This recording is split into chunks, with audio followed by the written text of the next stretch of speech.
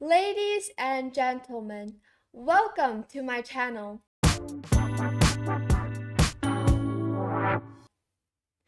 Today we're going to be taking a look at the 2025 FIDE World Rapid and Blitz Chess Championship. This tournament is one of the highest leveled event in the chess world. This is a team event where the strongest players from all over the world compete against each other as a team, or sometimes they are teammates, sometimes they're still opponents. And here it's rapid and blitz, which means that the time control is much faster and things are happening much faster than classical chess. And our main focus today is on the blitz section of this tournament. And if you have been following my videos for a while, you might still remember that in the last video, I made it was about Hikaru playing against a 13-year-old from Azerbaijan, and unfortunately he lost that game against a 13-year-old rated 2200. Now, already that was something that is kind of rare, but even though Hikaru lost that game, their team still won, and his results didn't really have any huge effects on the whole result of the teams. But today, the game that we're going to take a look at is a very important game, and it could be the final blow that would help the WR chess team to win this tournament, to defend their title as the Blitz team champion. So with further ado, let's take a look at this game where Hikaru is with the white pieces and playing against Richard Rapport from the Kaz chess team. Oh, and also before we really start, I'm going to quickly introduce some of the teams that we have here where it will be better for us to understand more, maybe even about the games. So here we have the first team who has the highest average rating, and it is the WR chess team where Hikaru is in. And then we have the Hexamind chess team, the Kaz chess, and the Freedom team, the team MGD1, and also there's many more teams. Well, this is the one in the Rapid, and also in the Blitz, there's these 5 teams as well. So in this very last round, the WR chess team, who is the favorite and also the champion of last year, or the last time, is playing against Kaz chess, and it's not an easy pairing. So here we go. Hikaru with the white pieces playing against Richard Rapport, who is the master of openings, who is just a player that is brilliant at openings. That is what mainly Richard is known for. His understanding, his deep understanding of positions, and also especially openings. All right, now let's start this game. Hikaru with the white pieces starts with the move knight f3. And here we have the King's Indian defense. Bishop g2, bishop g7, d4, short castle, and here we have the move d6. And the King's Indian defense is already something that is not that common nowadays, especially in high-level chess, because with the white pieces, nowadays we have engines, computers to analyze, and the King's Indian defense is no longer considered as a really nice approach, especially with the black pieces, and white has some specific ways to gain an initiative facing the King's Indian defense. But still here, Richard with the black pieces decides to go for this opening, which is no longer that common, or no longer that played among these strong players. He still played it, and Hikaru plays the move b3.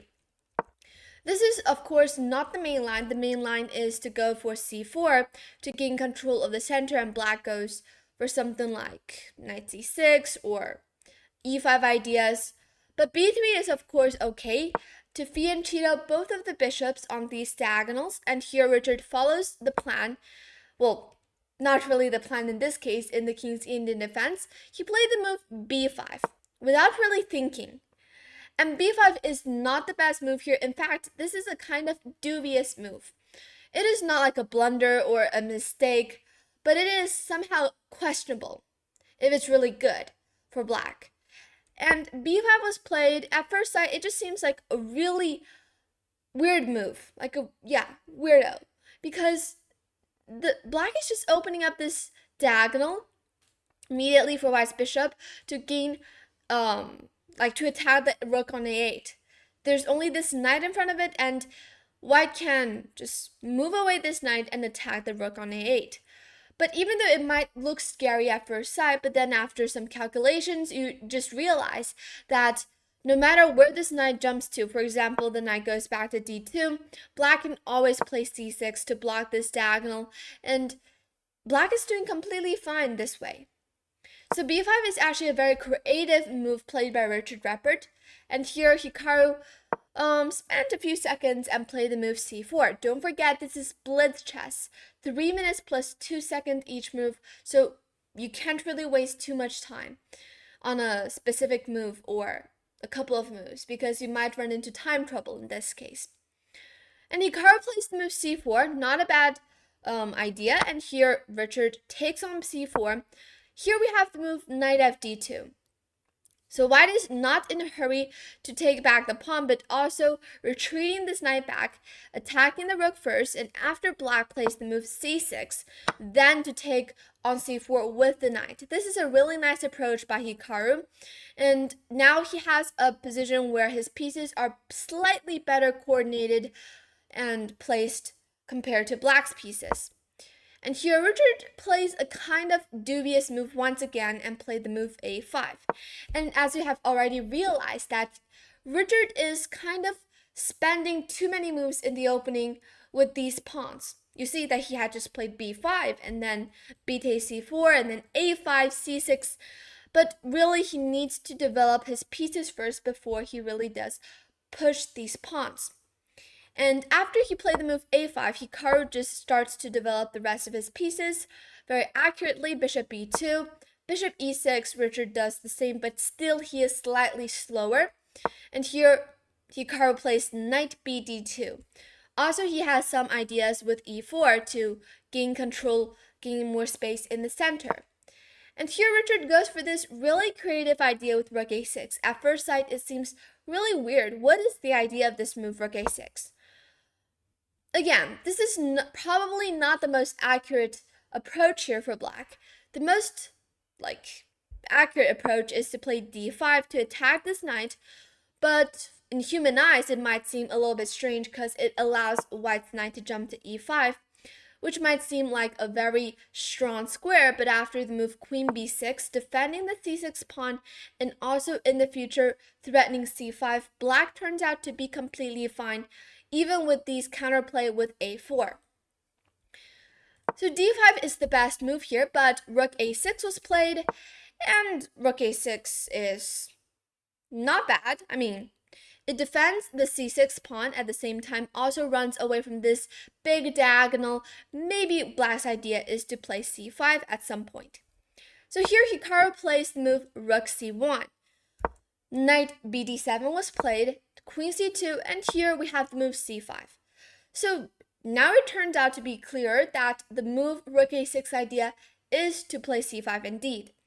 And here Hikaru decides to play rook fd1, putting his pieces all on their best squares. And here Richard plays queen b8. He also needs to swing his rook over towards the queen side.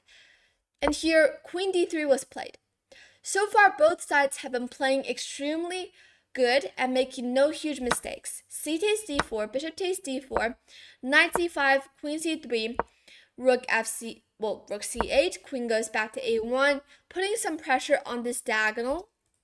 But as long as black doesn't really do anything, stupid, black is completely fine here. And Richard here follows his plan, and he is also creating new ideas, and he plays the move bishop g4.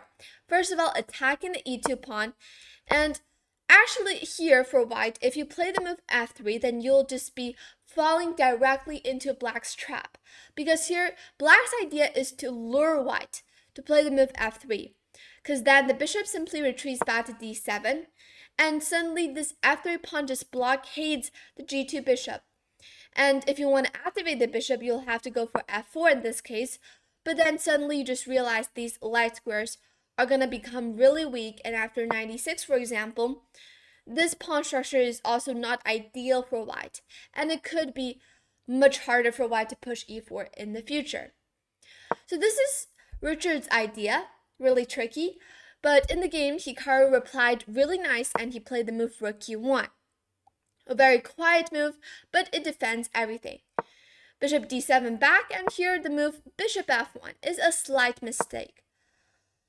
Now, the best move here, given by the engine, is a move that is way too hard to see by human beings. Like, the best move here is to play knight e5, but can you really see this move, especially in Blitz games? Because obviously, after you play the move, you just understand the meaning behind it, because after d takes e5, white can take back on c5. But before you know anything about it, can you just really come up with the idea of going knight e5? I think most likely not, right? Especially especially for us like amateurs or half or semi-professional players. I mean, even in the game, Hikaru didn't see it. He played bishop f1. And here Richard plays the move knight e8. Missing his best opportunity here to play knight e6, there's no longer knight e5 ideas, and also asking this bishop a question, where do you want to go back to? So this is the best approach for black, but instead in the game knight e8 was played, and we have a bishop trade on the board. Knight takes g7, e4 was played. So white is also like planning to push e5 to create some pressure towards black, and here Richard plays rook a7. e5.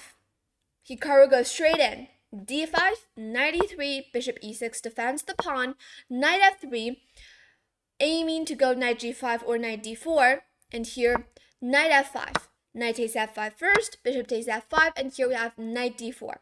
Attacking the bishop goes back to d7. Here we have the move rook c3, and it seems that both sides aren't really making any huge progress yet. And indeed, they are not really aiming for any tactics or anything, but they're just basically maneuvering their pieces, doubling their rooks, rook d1, queen b6, h4, a4. And suddenly, Richard has some counterattack on the queen side, where at first sight, white probably didn't really notice. And here Hikaru made a really nasty blunder. He played this move h5. This is a blunder because simply it loses material on the spot due to this move knight takes b3. And here you cannot take back with the knight because you lose the rook on c3. You cannot take with the pawn because you also lose the rook on c3. So your only option is to take with the rook, but in this case after takes and after a takes b3, black is simply up a very healthy half piece. And there's not enough compensation for that piece, and black should just be winning. But unfortunately, in the game, with only about 34 seconds left on the clock, knight b3 is definitely something that these two players can see in classical chess or even in rapid chess, but especially in Blitz. It's completely different, and you miss things easily. And here, instead, Richard decides to take on b3 with the pawn and missing the winning opportunity. If he had played knight b3, he would most likely win the game, and their team wouldn't lost and would actually most likely go for a draw, and the teams will have to play on for tie breaks and everything. But here in the game, a takes b3, knight e4, already Richard has missed his best chance, and after rook takes c7, queen takes c7, bishop e4, then we have a big exchange on the board, knight e2 back, rook b8, and here Hikaru, he has slight advantage because he has a passed pawn on b3, and also at the same time this knight is better than the bishop. And here h6 was played, and black is suddenly facing some problems. White at any point can somehow switch towards these dark squares and threaten checkmate. And black really needs to be careful with these dark squares because what he has is a light square bishop. So he needs to use his rook and the queen to defend all these weak squares in front of the king instead of the bishop. So it's not that easy. In the game, Richard plays bishop b5. Here we have knight f4, queen e7, queen c1, queen g5. Now this is a mistake. Black's only way to keep the game going is to play queen f8 to defend really passively and attack the h6 pawn. But now white can simply play knight g2 back and queen g5, knight e3, knight g4, knight f6. And white can just spend a ton of moves and coordinate his pieces to get them to better places to improve his pieces. But black can't really do anything and white can spend all the time he wants. But unfortunately in the game, under time pressure, Richard here plays the move queen g5, but he simply missed this very next move played by Hikaru, which is the brilliant move knight d5. And of course, black cannot take on d5 because he loses the queen, so Richard has to do something and he played queen takes e5. And after knight e7 check, king goes into h8, knight c8, threatening rook d8, mate in 2.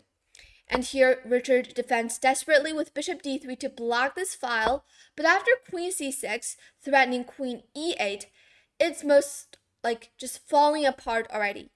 Here, Richard played this very last move, trying to defend, but after queen c7, with this final blow by Hikaru, Richard resigned because queen d8 is coming and it's unstoppable. The queen can go back to e8 to defend, but then he'll lose this rook on b8. So it's game over. And with that, Hikaru won this game. This is a very important win for his team.